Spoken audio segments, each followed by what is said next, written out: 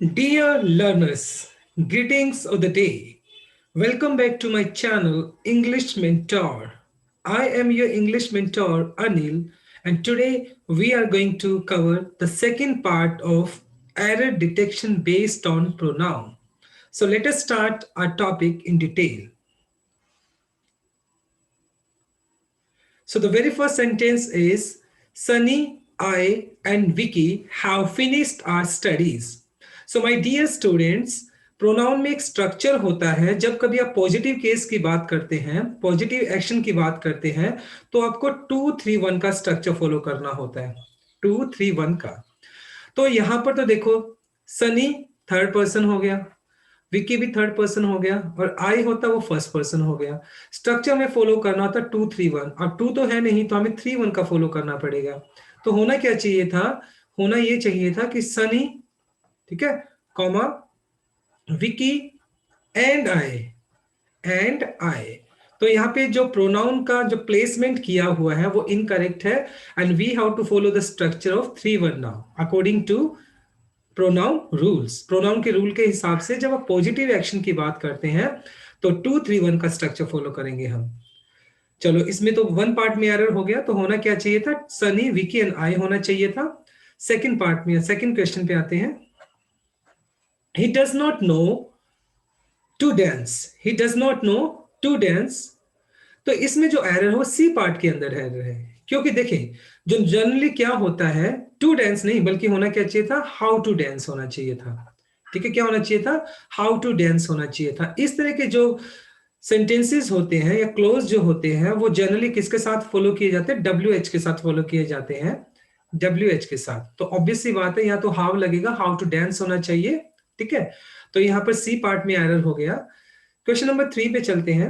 All the gifts look beautiful, मतलब बहुत सारे गिफ्ट्स थे, सबके सब सुंदर दिखाई पड़ रहे थे, and I bought all of it. तो ऑब्वियस सी बात है, ऑल था, ऑल तो प्लूरल को शो करता है, यहाँ पे हमने इट को दिया है, तो यहाँ पर इट ना कर बल्कि क्या होना चाहिए था? देम होना चाहिए था। तो सी पार्ट के अंदर एरर है। इट की जगह हम क्या यूज करेंगे? देम यूज करेंगे। क्यों? क्योंकि यहाँ पर हम ऑल की बात कर रहे हैं। ठीक है, सेंटेंस नंबर 4 पे चलते हैं। Those people who do not value time, they do not succeed in life. अब इस पर्टिकुलर सेंटेंस में एरर क्या है? देखिए, जब हमने दोज पीपल को यूज कर लिया है एक सेंटेंस में, हम दो सब्जेक्ट यूज नहीं कर सकते हैं।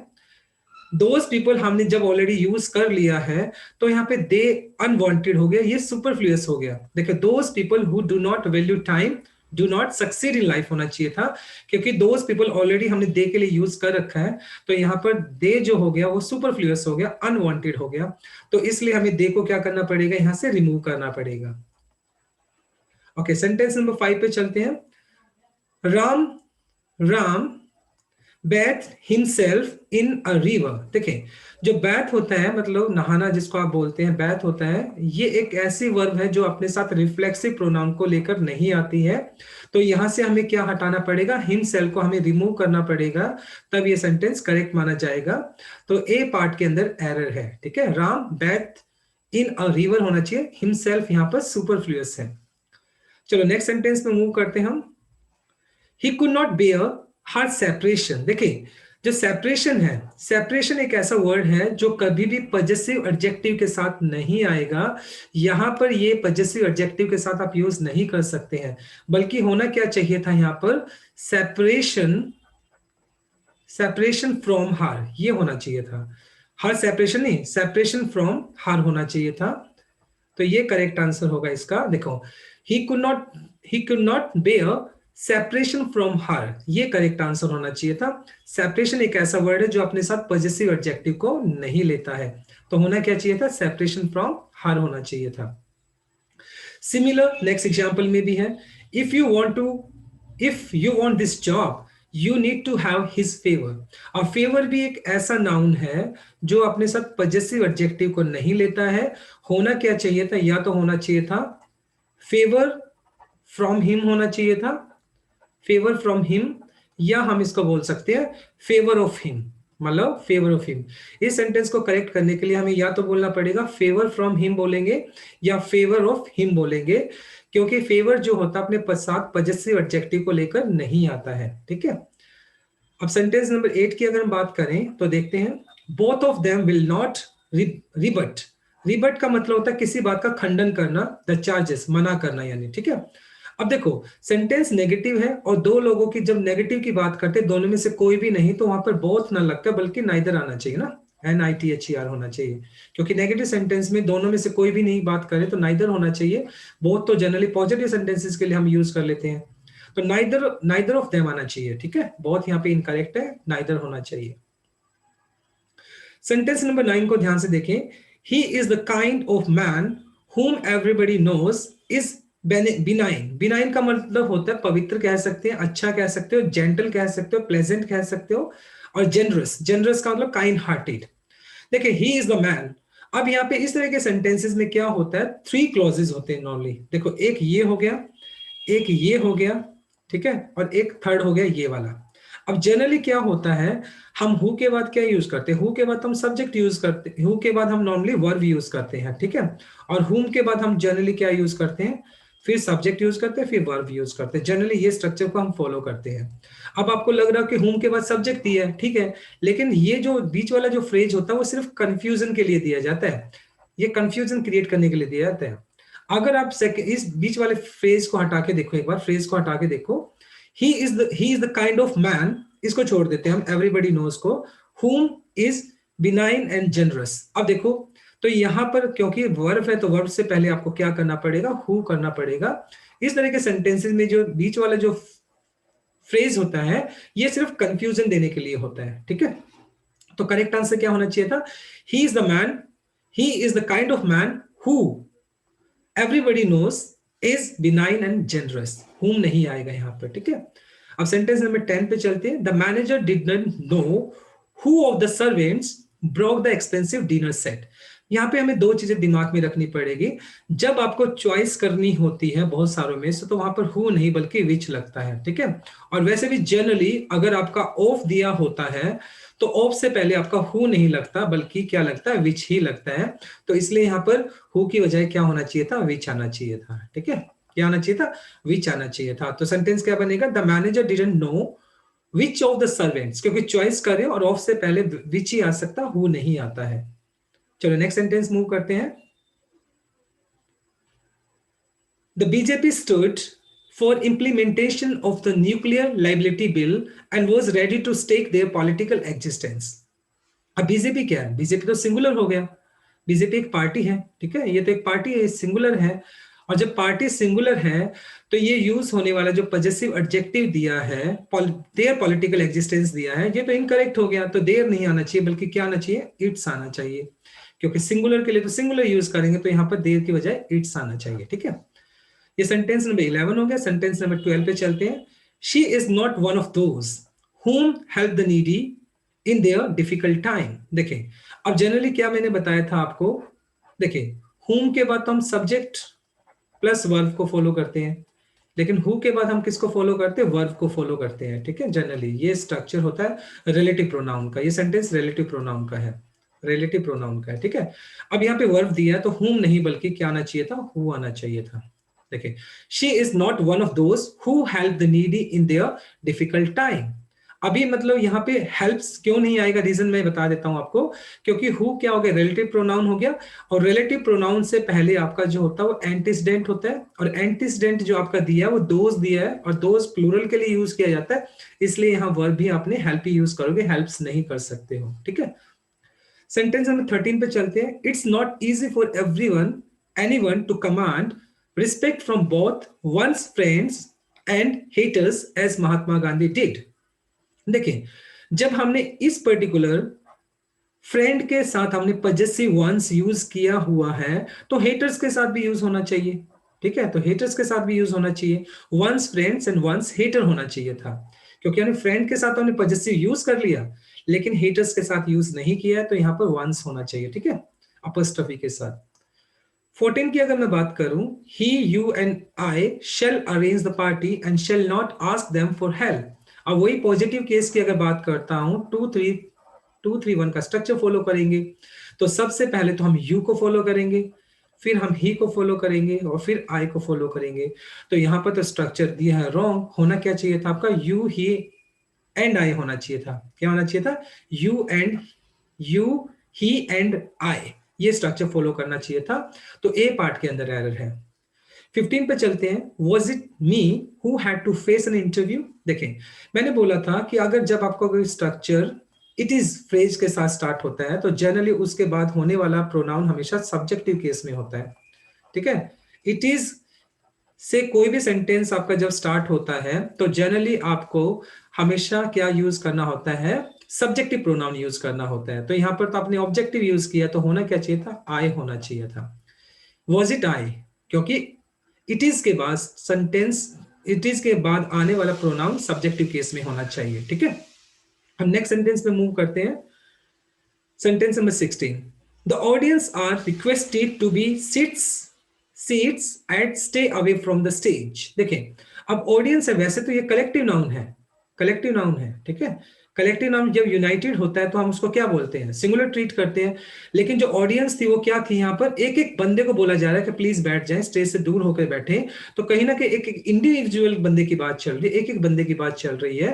तो यहाँ पर वो यूनाइटेड ना होकर डिवाइडेड हो गया, तो इसलिए यहाँ पे इट्स ना आकर देयर सीट्स होना चाहिए। क्या होना चाहिए? देयर सीट्स होना चाहिए। तो यहाँ पर देयर आ जाएगा। 17 की अगर मैं बात करूं, the gold of China is cheaper than the gold of India. इस तरह के सेंटेंसेस में एरर क्या होता है? देखो, प्रोनाउन का रूल ही क्या होता है?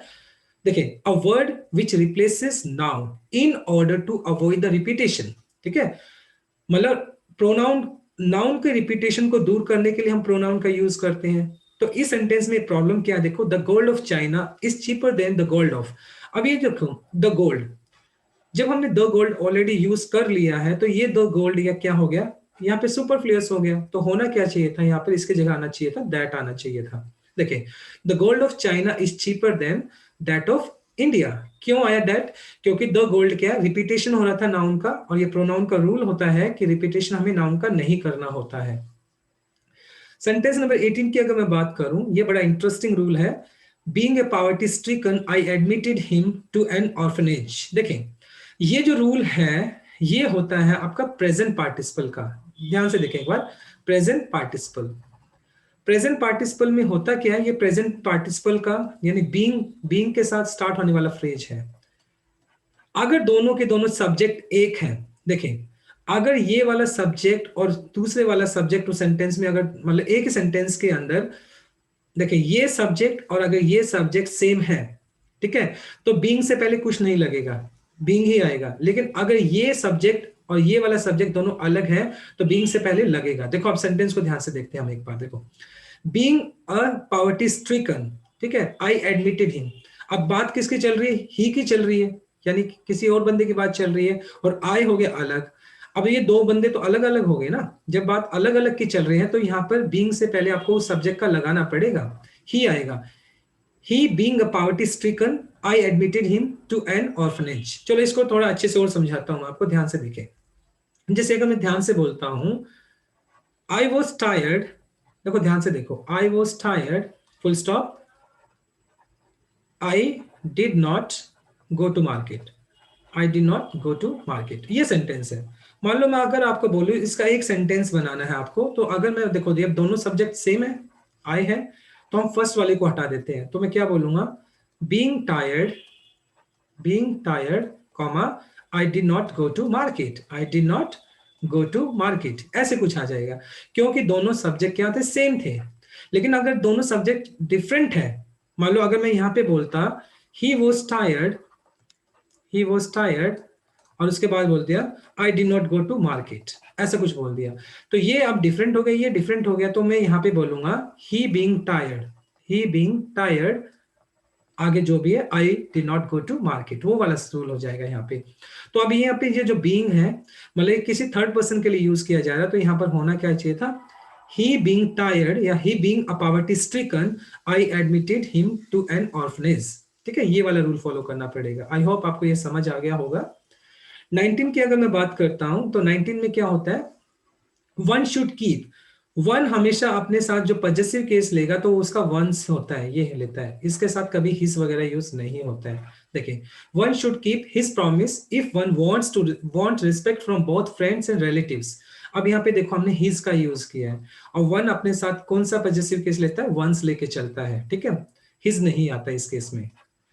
20 की अगर मैं बात करूं, last summer I went to Mumbai and enjoyed very much. देखो इंजॉय एक ऐसी वर्ब है जो अपने साथ रिफ्लेक्सिव प्रोनाउन लेकर चलती है, तो आई का जो रिफ्लेक्सिव होगा वो माई सेल्फ होगा, तो इसलिए इंजॉयड के बाद आपको माई सेल्फ यूज करना पड़ेगा, ठीक है। तो ये सेंटेंस नंबर 20 था। अब 21 पे चलते हैं। If I were him I would give him a gift. देखिए पहली बात तो मैं बता देता हूं, आई के साथ जनरली तो वॉज लगता है, लेकिन जब आप इमेजिनेशन की बात करते हैं, जब आप इमेजिनेशन की बात करते हैं, तो सब्जेक्ट चाहे कोई भी क्यों ना हो, सभी सब्जेक्ट के साथ आपका वर ही लगेगा, ठीक है। पहली बात तो वर ही लगेगा क्योंकि इमेजिनेशन है। इस तरह के सेंटेंसेस के अंदर आपका बाद में सब्जेक्टिव केस लगता है, ना कि ऑब्जेक्टिव केस लगता है। इफ आई वर ही होगा, ना कि हिम होगा, ठीक है।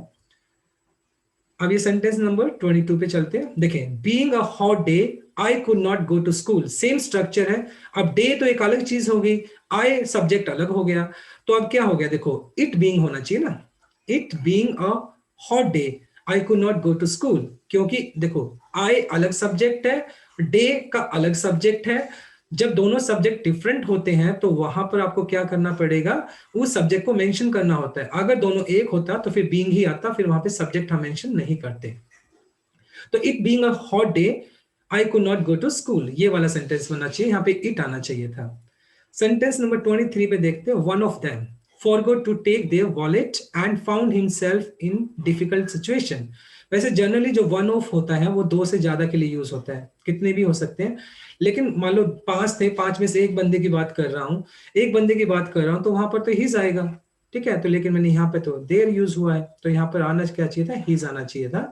One of them forget to take his wallet and found himself in difficult situation, ये करेक्ट आंसर होगा।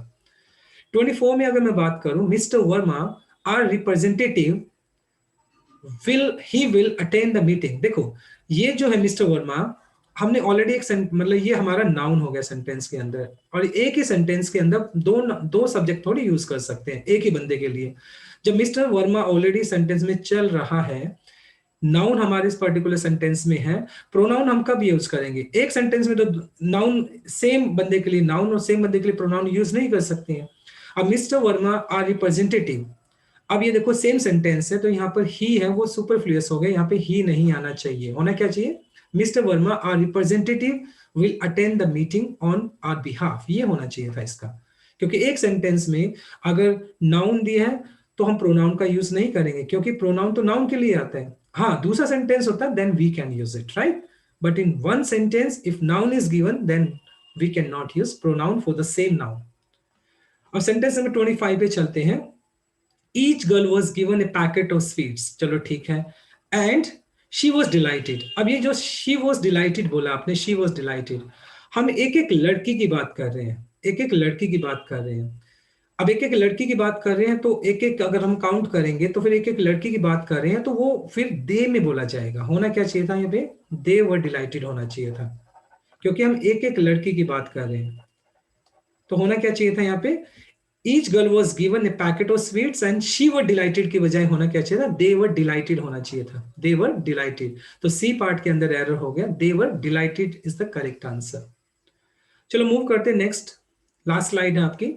माई सेल्फ एंड ही, पहली बात तो हम ये दिमाग में रखो, कभी भी रिफ्लेक्सिव प्रोनाउन से सेंटेंस स्टार्ट नहीं होता है, तो माई सेल्फ तो वैसे भी नहीं आएगा, ठीक है, या तो आई आएगा, चलो ठीक है आई आ सकता है आपका, लेकिन जब आपका स्ट्रक्चर होता है 2-3-1 का, ठीक है, अब 2-3-1, टू तो यहाँ पे है नहीं, तो 3-1 का स्ट्रक्चर फॉलो करना पड़ेगा हमें, तो ही पहले आएगा फिर आपका आई आएगा, स्ट्रक्चर तो आपको ये फॉलो करना पड़ेगा। He and I will manage the workshop, ये करेक्ट आंसर होना चाहिए था इसका अकॉर्डिंग टू 3-1 स्ट्रक्चर। 27 की अगर मैं बात करूं, the Saraswati is a river whose origin has always been a matter of speculation। speculation का मतलब होता है अंदाजा लगाना। देखिए origin जिस जनरली जो whose होता है ये हमेशा लिविंग बीइंग के साथ आता है, किसके साथ आता है, लिविंग बीइंग के साथ, ठीक है। तो वैसे भी whose origin, origin तो नॉन लिविंग हो गया, ठीक है। तो यहाँ पर जो whose दिया है ये तो इनकरेक्ट हो गया। अब होना क्या चाहिए था, देखो होना क्या चाहिए था, which आना चाहिए था, ठीक है। अब करेक्ट आंसर इसका क्या बन जाएगा, देखो, द सरस्वती इज रिवर। अब यहाँ पे विच ओरिजिन नहीं बोल सकते हम, इस तरह के सेंटेंसेस को हम लिखते कैसे हैं, क्योंकि देखो द ओरिजिन ऑफ विच होना चाहिए था, क्या होना चाहिए था, द ओरिजिन ऑफ विच, क्या बनना चाहिए था, the origin of which. Whose तो हमने इसलिए हटा दिया क्योंकि हुज नॉर्मली हम लिविंग बीइंग के साथ यूज करते हैं। ओरिजिन क्या हो गया, ओरिजिन नॉन लिविंग हो गया, वहां पर हमें विच यूज करना पड़ेगा। लेकिन इस तरह के सेंटेंसेस को हम लिखते हैं द ओरिजिन ऑफ विच। होना क्या चाहिए था, the Saraswati is a river the origin of which has always been a matter of speculation, ये होना चाहिए था इसकी जगह, ठीक है, द ओरिजिन ऑफ विच होना चाहिए था। आई होप इट्स क्लियर, समझ आ रहा होगा आप लोगों को, ठीक है। देखिए 28 में मैं बात करता हूं, my brother is laborious, laborious मतलब hard working and intelligent, isn't it. अब देखो क्वेश्चन टैग के केस में अब इजंट इट, अब इट तो नहीं आ सकता ना, ब्रदर है, ब्रदर तो ह्यूमन बीइंग है, ही है, तो यहां पर क्या होना चाहिए, इट की बजाय क्या आना चाहिए, ही आना चाहिए। होना क्या चाहिए, माई brother is laborious and intelligent, isn't he, isn't he लगना चाहिए ना, इजंट ही, राइट। चलो 29 पे चलते हैं। इट्स डिफिकल्ट टू से who is the better of the two sisters. पहले यहां मैं दो रूल बताना चाहूंगा। जनरली कंपैरेटिव डिग्री, आप कंपैरेटिव डिग्री के साथ आप आर्टिकल द यूज नहीं करते हैं। बेटर तो यहां पर क्या हो गया, कंपैरेटिव डिग्री हो गया, लेकिन यहां पर द का यूज है वो करेक्ट है, क्यों है, क्योंकि जब जनरली अगर आपको ऑफ द टू मिलता है या बिटवीन द टू मिलता है, तो उस केस में आप कंपैरेटिव के साथ भी आप द लगा सकते हो, ये तो करेक्ट हुआ।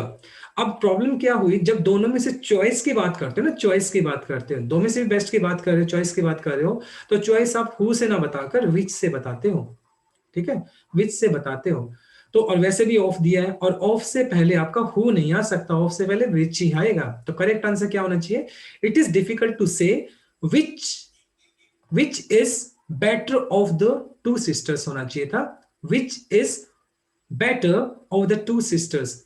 बेटर के साथ यानी बेटर कंपैरेटिव, इसके साथ द आर्टिकल इसलिए लगा क्योंकि जब आप बिटवीन द टू या ऑफ द टू की बात करते हैं तो कंपैरेटिव डिग्री के साथ भी क्या लगता है, आर्टिकल द लगता है। हु क्यों नहीं आया यहाँ पे, क्योंकि आप जब चॉइस करते हो तो वहां पर हु ना होके विच लगना चाहिए, और वैसे भी ऑफ से पहले हु नहीं आता है, विच ही आता है, ठीक है, तो इसलिए यहाँ पे विच आना चाहिए था। लास्ट सेंटेंस आज का देखते हैं।